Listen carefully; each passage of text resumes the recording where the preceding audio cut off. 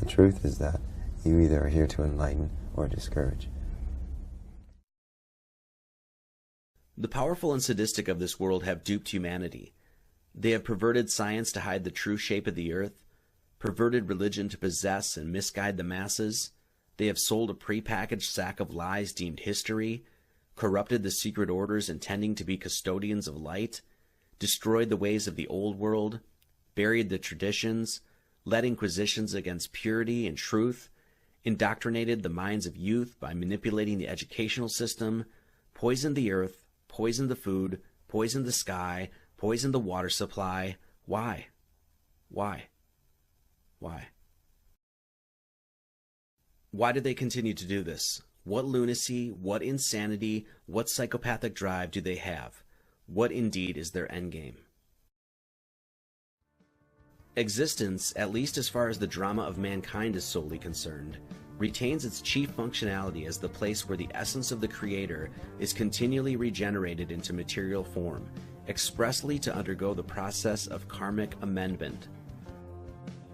This karmic amendment ultimately leads to a reunification with the Creator, and it is this process that those intoxicated with power are gunning for control of. And we, the people of this earth, cannot allow this to happen any longer.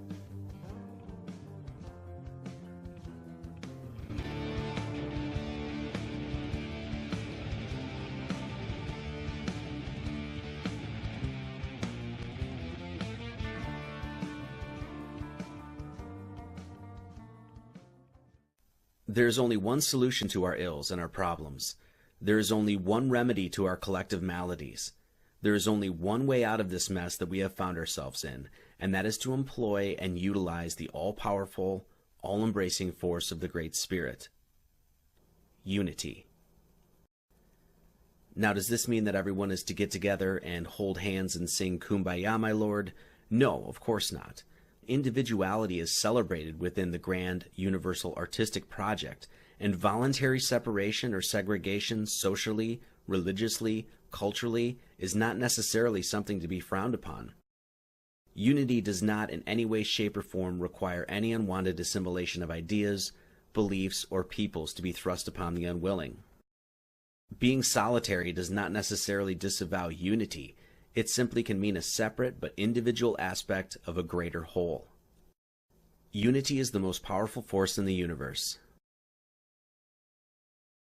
There was that ant that stood up to me.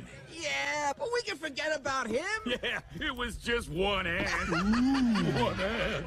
Yeah, you're right. It's just one ant. Yeah, boss, they're puny. Puny? Say, let's pretend this grain is a puny little ant. Did that hurt? Nope. Well, how about this one? Are you kidding? Well, how about this?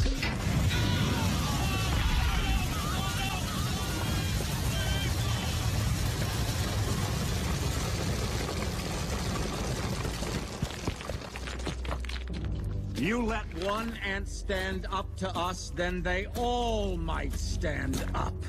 Those puny little ants outnumber us 100 to 1. And if they ever figure that out, there goes our way of life.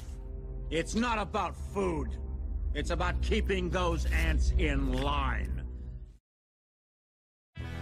If mankind is to overcome the ordeal we have found ourselves, continually immersed in a cascade of lies and corruption, then we must be willing to act in unity, live in harmony with Mother Nature, respect and obey natural law, coexist regardless of our differences, take responsibility for ourselves, and uphold the highest of moral standards.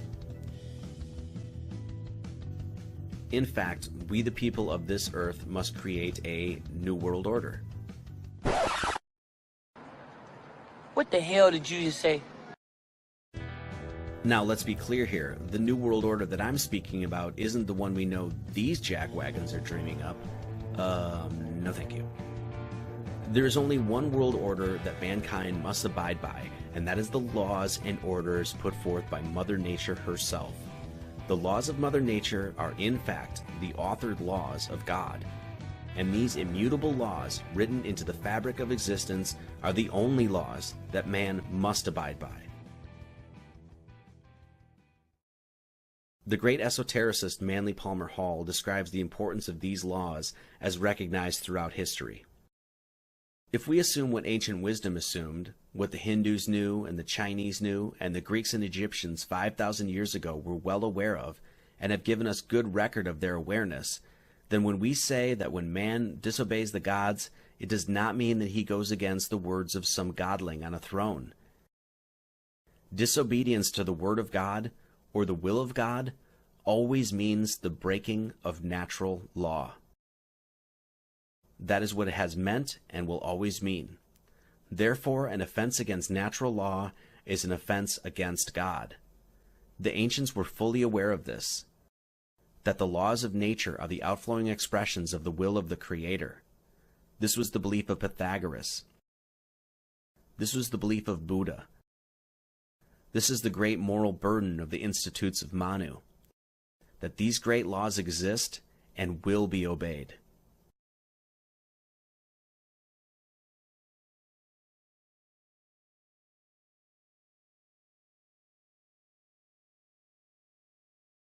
It is these natural laws that George H.W. Bush was disparaging when he deemed them the laws of the jungle.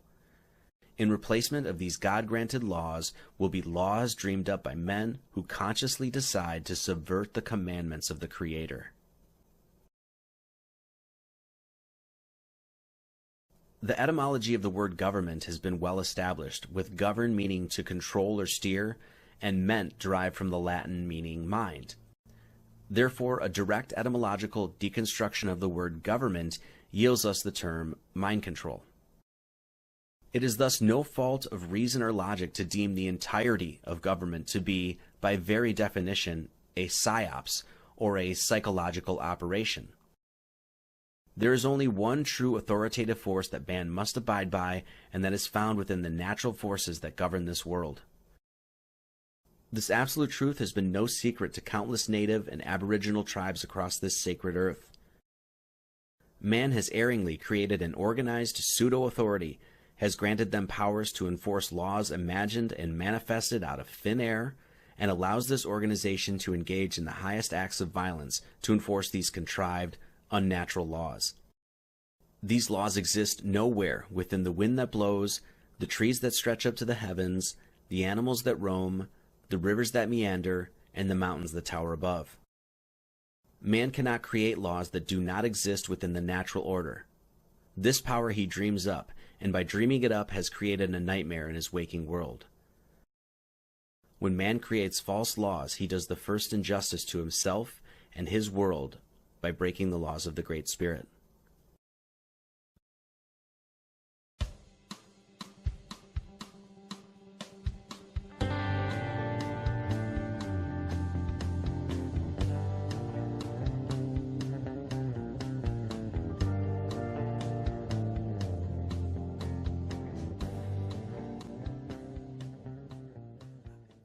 Historically, it is well known that many religious leaders and governments have been harborers of knowledge and light while simultaneously dispersing lies, deception, and darkness to the masses. These acts continue today. It is from these acts, from taking potential beauty and kinetically energizing it negatively, is what directly creates the disharmony, dissonance, and conflict throughout mankind's current earthly challenge and situation. It is a sad and sobering fact that the impish dealers of corruption and deceit have long been at work looking to destroy what is beautiful and sacred, and unfortunately, these agents of malice are flourishing in our world today. The reunification of the peoples of this earth under a redeclaration of our God-given natural rights, independent from all assumed and imagined pseudo-authorities, is the first step in truly healing this earth and allowing our innate and ingrained freedom and divinity to flourish and thrive.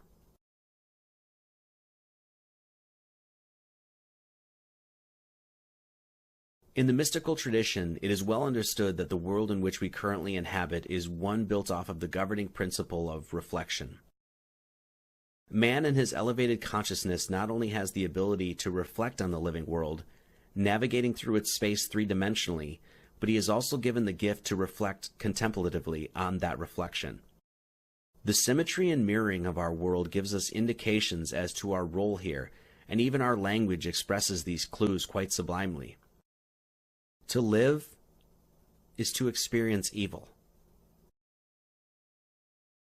The lower dimension of the earthly, material experience is one steeped in the illusory separation from Source and the all-embracing love and wholeness of the Great Spirit.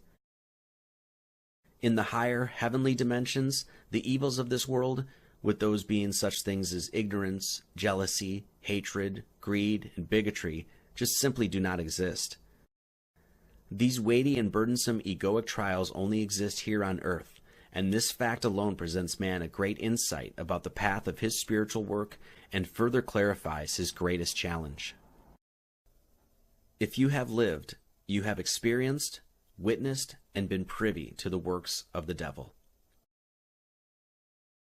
Understanding this allows your purpose, quest, and goal to become crystalline clear. Fully live your life. Destroy the evil in your world. Find the devilish dragon keeping you from your center, and cut its damned head off.